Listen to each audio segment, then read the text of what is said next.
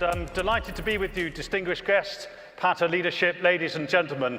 As you heard, my name is Andy Staples. I'm from Economist Impact, and I'll just very briefly explain who I am, who we are, and what we do, before going in to give you a little bit of context about what's going on in the global economy. Now, that was a hard act to follow, so apologies for being an English guy in a grey suit. That's about as exciting as it's going to get, but hopefully I'll give you a good understanding of what's going on in the world and what it means for you guys. So some questions for you to be thinking about as we look out for the rest of this year and into 2025.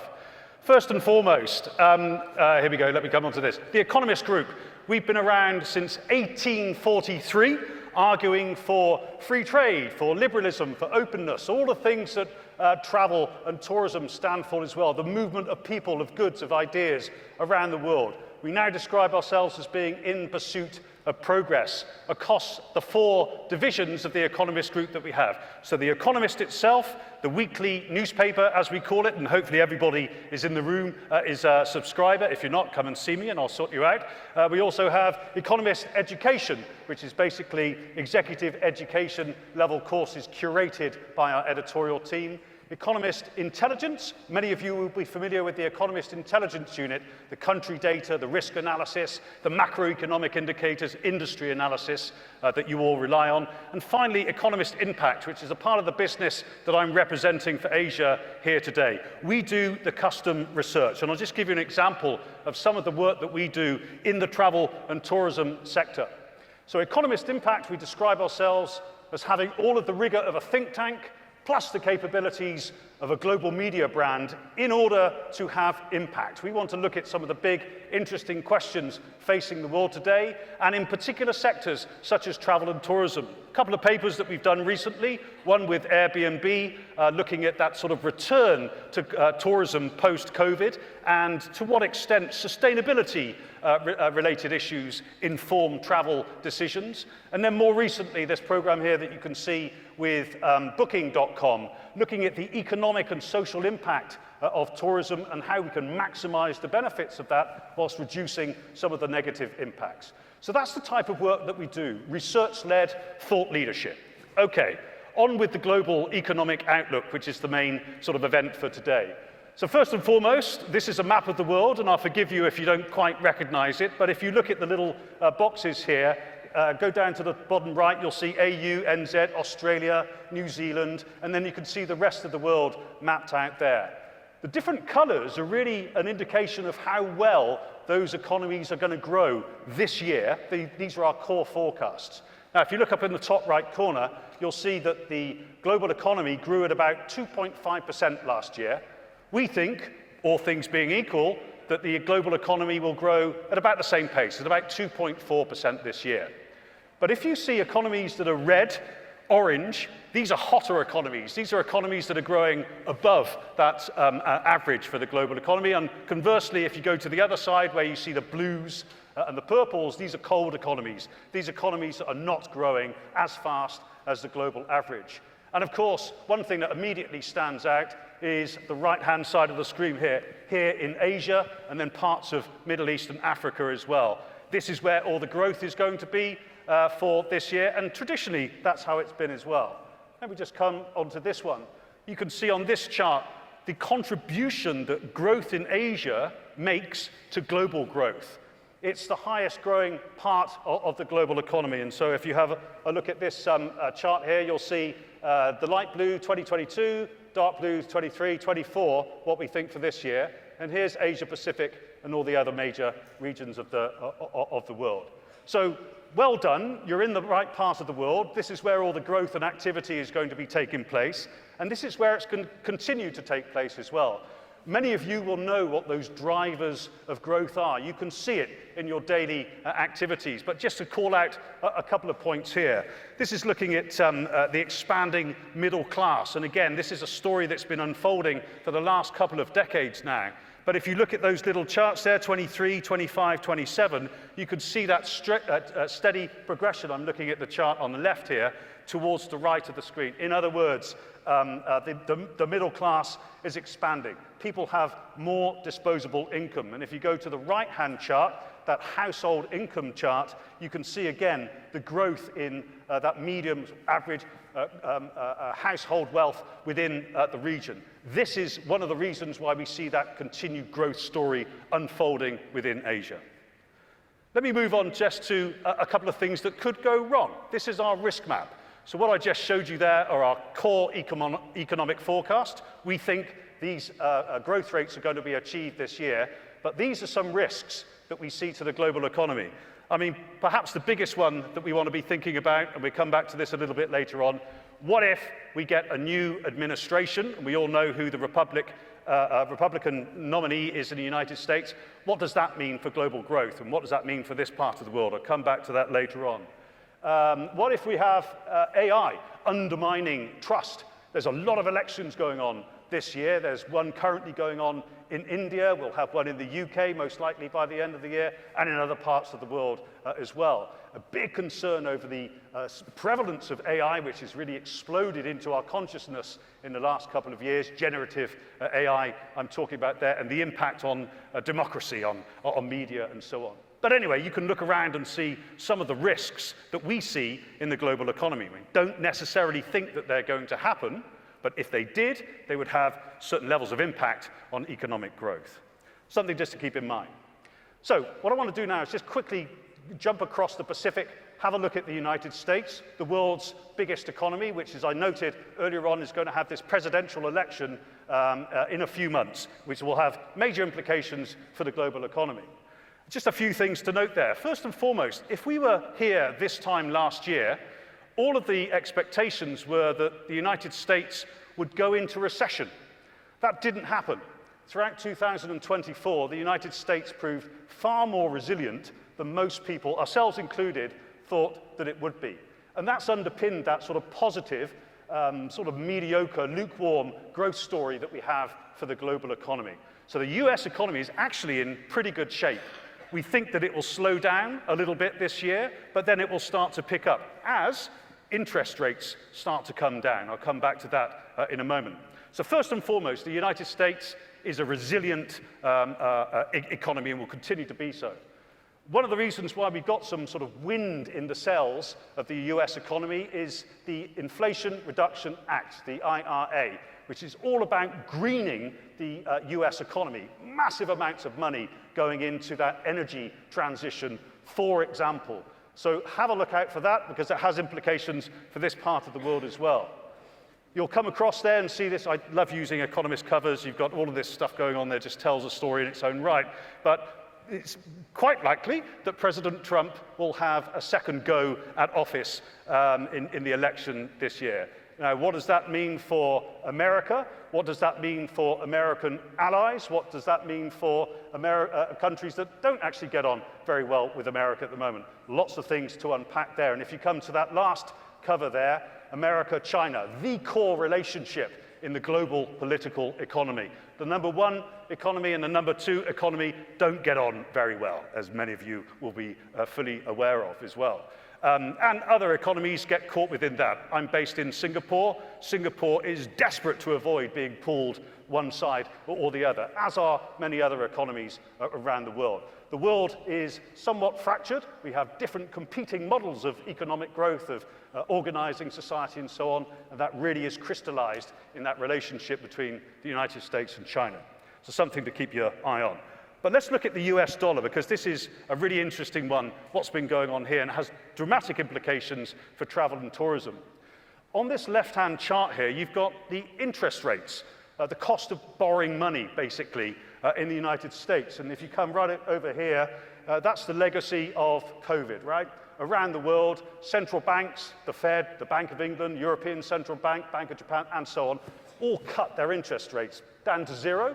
In some cases, negative interest rates, in order to get money into the economy, in order to stimulate growth and demand, which they did, and we came out of COVID, and economies picked up. In fact, they picked up very, very strongly, and then we had Mr. Putin's invasion of Ukraine, which had massive implications for the cost of energy, and Asia is a very energy-hungry part of the world, and for food prices. We also had all the supply chain issues, if you remember, as all those ships were stuck in wrong parts of the world as a result of COVID. So for all of these reasons, that led to a massive spike in inflation around the world.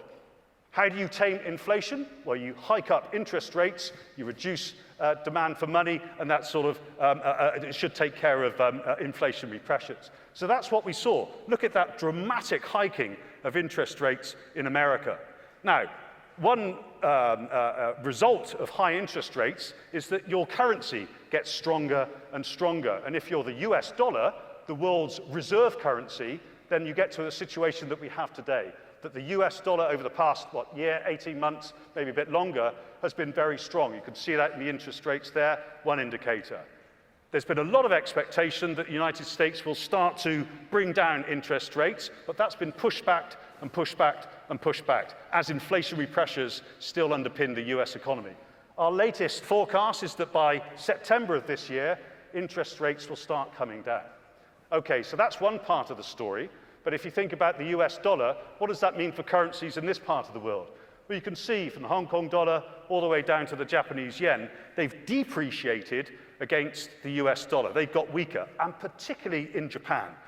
I don't know if anybody's been to Japan on holiday recently, but if you haven't, you should go. Japan is very, very cheap, and particularly if you've got some US dollars in your pocket as well. And let me just give you an example of all of this. Sorry, the slide is a bit mixed up here, but if you look at that over here, you can see this dramatic sort of drop in the value of the yen against the US dollar, and a corresponding massive increase in inward tourism, so nearly 12% up here. This is just in March of this year. But look at it the other way around, nearly 37% drop in Japanese tourists going overseas. They can't afford to go to Guam or Bangkok or Singapore. It's become too expensive for them. But it has led to this massive increase in tourism in Japan, and I just put a headline there from the Telegraph earlier on today, how the world's most polite country lost its patience with tourism. In Japan, the big story is about over-tourism, tourism pollution, and so on and so forth. So anyway, it's just an illustration of interest rates, strength of currencies, impact on tourism. Let me move on. So there's another one there as well. Chaos causing tourists is the whole narrative in Japan at the moment. Okay, just thinking about the US then, if anybody wants to put a bet on who's going to be the next US president, there's a gaming floor downstairs. This is our assessment here. It's incredibly close. We don't know really who's going to be the next president of the United States, but we can start thinking about if it was Trump, if it was Biden, what does that mean for the economy? If you've been watching the news just a couple of days ago, President Biden put a 100% tariff on electric vehicles coming from China. And here's a whole raft of other tariffs that have just been announced, very targeted on the Chinese economy. Expect to see more of that. If there's one thing, and there probably is one thing, that Republicans and Democrats agree on, it's being tough on China. And other economies get caught up in all of this. Think about semiconductors, for example, techno-nationalism, all the rest of it. This is us mapping out what some of the policy implications could be of a red Trump presidency and a blue, a second presidency for Biden there. So lots of different sort of geopolitical, trade, investment, monetary considerations as well. Okay, quick outlook for China, because I'm running out of time rapidly, and again, telling the story of the Chinese economy through Economist covers. First and foremost, peak China. China's economy, in terms of its growth, its high growth days, are well behind it. And this is a story that's been unfolding for the past few years. And that's no surprise. China has emerged, it's matured, it's gone from low value-added, labor-intensive work to services and high value-added. Of course, the economy is going to slow down as it matures. These are our growth rates that we saw last year, 5.2%. We think 4.7 this year, 4.5, and slowly slowing down. The second cover there is really referencing the need for China to move from one model of economic development, a lot of investment in infrastructure, in building up infrastructure, building up industry. Think about things like property, construction, steel, all the rest of it, shifting from that to an economy that's more based on consumer demand, people going traveling, people buying goods and services, and that should keep the economy going. That's the major policy shift that China needs to go through at the moment. The other sort of aspect of China, anybody know who's in Beijing today? Arrived about 4 o'clock in the morning? Mr. Putin. And so you start to think about the world order, about friends and foes within the global economy. So Mr. Putin is in Beijing, reinforcing those links with Mr. Xi, a very contentious point, particularly with people like European Union and the United States as well. And finally, just a sort of note on some of the more societal challenges that China has internally, for example, youth unemployment, and the need, again, to create jobs for those hundreds of millions of young people in the economy. Okay, I'm out of time, but I'm just very going to briefly leave you with a couple of thoughts on technology. We've been doing a lot of work on AI, and that cover on the left-hand side there, the good and the bad of AI. The good in terms of productivity, efficiency, finding new cures for diseases and so on. The bad, AI is going to kill us within a number of years. So, trying to find some balance within all of that. The application of technology to emerging economies around the world, particularly allowing them to leapfrog stages of development. Think about healthcare, for example, and rather than building the big sort of welfare states that we might see in places like Europe, how can really smart policy in places like, say, Thailand or India use technology to deliver cutting-edge health services? Fascinating area to look at. The politicization of technology. You can see this very clearly in TikTok. If anybody's been following that, you'll know the whole story there. Chinese parent company in America. American government doesn't like it because of data, Chinese government, all the rest of it. So, and that's just one, that's a social media platform. Think about semiconductors and all the so-called dual-use technology and so on. Big geopolitical fault lines in the world. And then more positively, this continuing shift away from fossil economies to clean energy, the decarbonization of our societies, and the role that travel and tourism have within all of this. This will become increasingly top of mind issue for everybody in this room and well beyond. Okay, so I'm wrapping up now. Final couple of things to keep in mind. India, the world's largest economy now, is also the biggest population, is also the world's largest, fastest growing economy. So this is a population of 4 billion, growing at over 6%. They're in the middle of a major election. We expect Modi to come back in and for those policies to continue. Let's not forget, India has lots of challenges, but it's one of those economies that is utilizing the market, utilizing investment to really grow at a rapid pace. It won't grow like China. It will grow differently, but it is a very successful growth story. Do keep your eye on what's going on with America and the election there, and think about, if it was a Trump, if it was a Biden, what does it mean for my business? What does it mean for global economy? We do a lot of work on that. The third one there, the new economic order, really the fragmented nature of all of this is something that anybody that's in international business, people going across borders and so on, will need to be aware of. The world is increasingly fragmented. This is the current issue. We're talking about the need for the world to come together. Trade, investment, dealing with some of the big challenges that we have around climate change, for example. And finally, on climate change, some progress must try harder. We're not doing well enough in order to meet those targets to reduce carbon emissions and to stop or at least mitigate some of the problems that we see with climate change. And again, in this part of the world, very, very relevant issue. So I'll leave you with that. Hopefully just a quick tour of the global economy and some of the key issues and thoughts to keep in mind. And really, if there's one thing to take away, what does all of this mean for me? Reflect on those questions. What does it mean for my business, my clients, the countries within which I operate? And with that, I'll say thank you very much, and thank you again to Pato for the invitation. Thank you.